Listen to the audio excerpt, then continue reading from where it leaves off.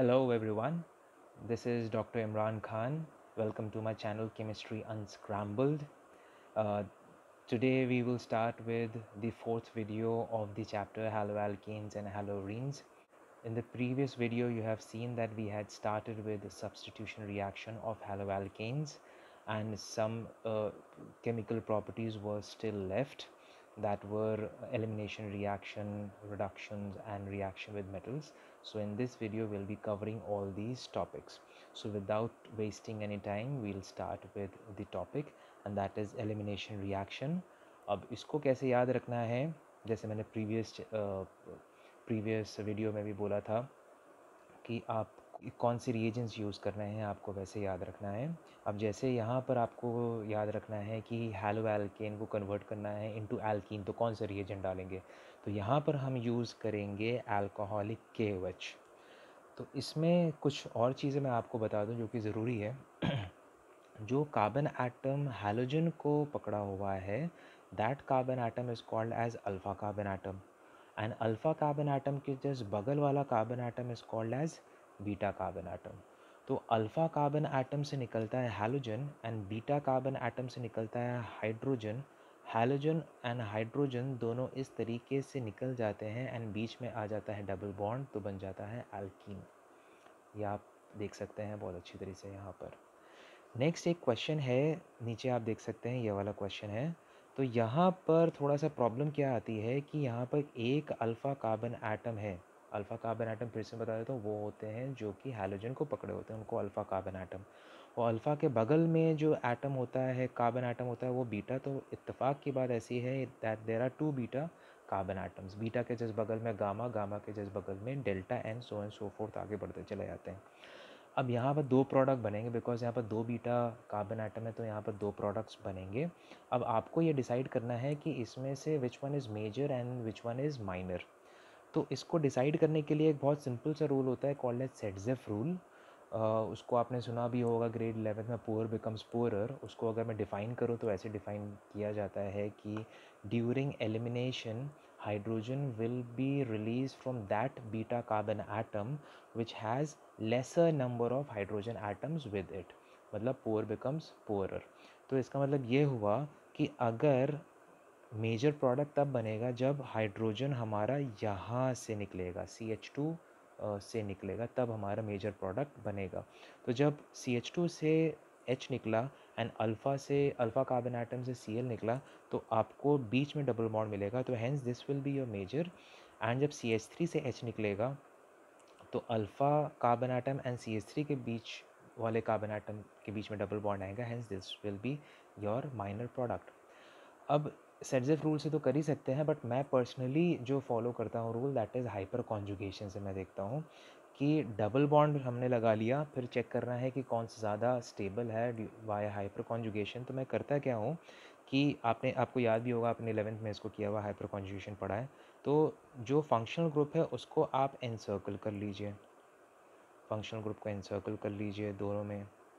अब आपको number of alpha hydrogen atoms count करने हैं। तो अल्फ़ा हाइड्रोजन होता है अल्फ़ा कार्बन एटम के पास, तो यहाँ पर you can see that there are 2 alpha carbon atom और यहाँ पर सिर्फ एक अल्फ़ा कार्बन है। This is the beta carbon atom. Hyperconjugation में हमेशा अल्फ़ा कार्बन एटम से हमको मतलब होता है। सो अल्फ़ा कार्बन एटम के पास alpha hydrogen, so here you can see that there are 3 + 3 that is 6 alpha hydrogen, and यहाँ पर सिर्फ 2 अल्फ़ा हाइड्रोजन है। और जैसे कि आपको पता है कि more the number of alpha hydrogen, more will be the hyperconjugating structures and more will be the stability of the molecule, and hence the first one is the major product and the second one is the minor product. तो आप दोनों तरीके से whichever suits you, but I preferably follow the hyperconjugation stability due to hyperconjugation। Then ease of dehydrohalogenation, ये dehydrohalogenation ही हो रहा है, hydrogen और हैलोजन हट रहा है, तो डिहाइड्रोहैलोजिनेशन संधि विच्छेद से, आधी ज़्यादा केमिस्ट्री संधि विच्छेद से हो जाती है।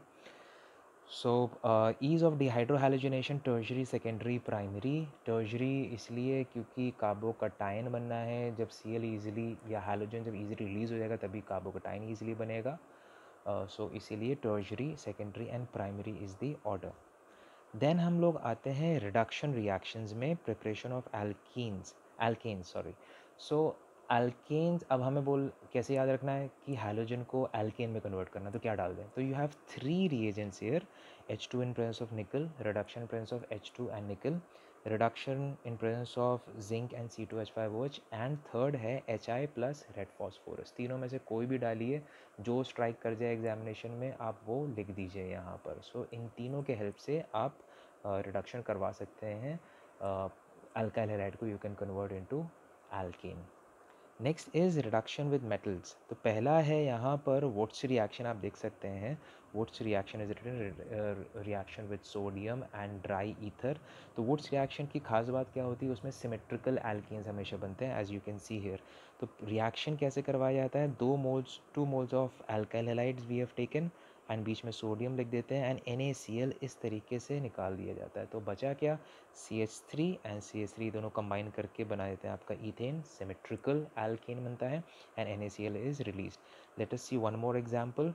You can see that NaBr is being released here from the 2 molecules of 2-bromopropane, and NaBr निकल गया। अब ये दोनों कार्बन एटम जुड़ जाएंगे, तो आप देख सकते हैं you have got a symmetrical alkane. इसका नाम है 1 2 3 4 2,3 डाइमिथाइल ब्यूटेन।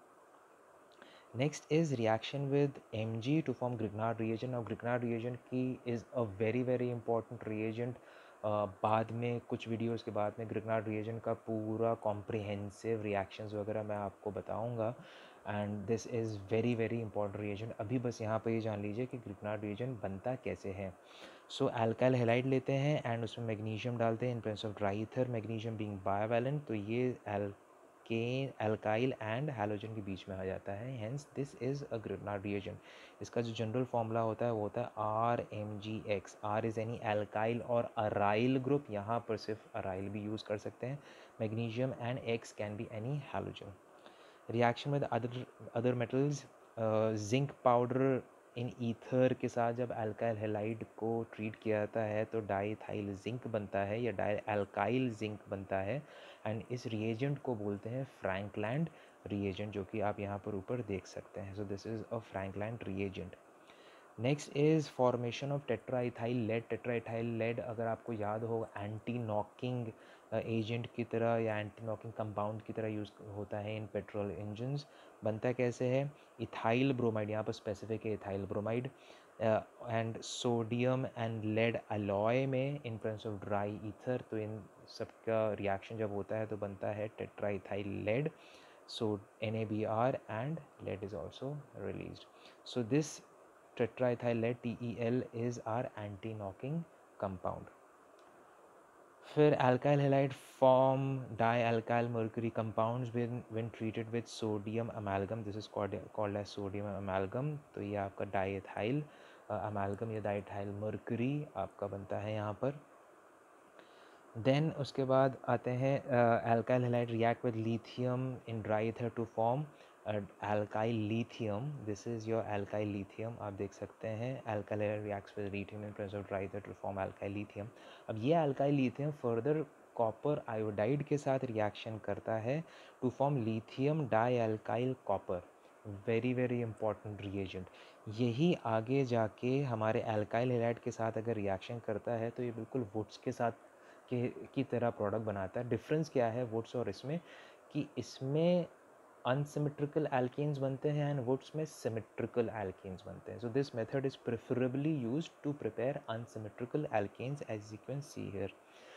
तो इस मॉलिक्यूल में से एक CH3 जाके यहाँ पर रिएक्ट करता है, LiBr निकल जाता है, एंड CH3 जो एक CH3 यहाँ पर और बचा हुआ है वो हमारे कॉपर के साथ निकल के CH3 कॉपर बना देता है।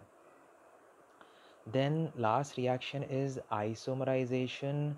आइसोमराइजेशन में अल्काइल हैलाइड आपको दिया जाता है in presence of low temperature 300 degree Celsius के आसपास या एनहाइड्रस Cl3 में, तो ये पोजीशन आइसोमेरिज्म शो करने लगता है। जैसे आप देख सकते हैं क्लोरीन की पोजीशन चेंज हो गई है। नीचे वाला एग्जांपल देखिए, ये 1 क्लोरोब्यूटेन है, फिर आइसोमराइजेशन की कंडीशंस जब आपने यूज़ की तो अब बन गया 2 क्लोरोब्यूटेन। ऑलराइट, तो ये आप देख सकते हैं पोजीशन आइसोमेरिज्म शो हो रहा है यहाँ पर।